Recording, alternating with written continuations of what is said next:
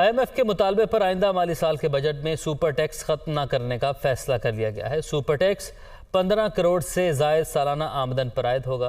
तफसीलात के लिए देखिए ये रिपोर्ट। आइंदा बजट में 15 करोड़ से जायद आमदन पर सुपर टैक्स के निफाज का फैसला। 30 करोड़ आमदन पर 5% और इससे जायद आमदन पर 10% टैक्स आयद होगा। सुपर टैक्स से 225 अरब रुपए आमदन का तखमीना। सालाना बजट में 15 करोड़ आमदन पर 1, 20 करोड़ आमदन पर 2 और 25 करोड़ आमदन पर 3% सुपर टैक्स आयद किए जाने की तजवीज दी गई है। जराये के मुताबिक ऑटोमोबाइल, मशरूबात, केमिकल, फर्टिलाइजर, स्टील और सीमेंट सेक्टर पर सुपर टैक्स आयद होगा। फार्मास्यूटिकल, शुगर और टेक्सटाइल सेक्टर पर 10% सुपर टैक्स आयद होगा। पेट्रोलियम सेक्टर की 30 करोड़ से जायद आमदन पर 10% सुपर टैक्स आयद होगा। बैंकिंग सेक्टर पर माली साल 2024 में 10% सुपर टैक्स आयद किया जाएगा।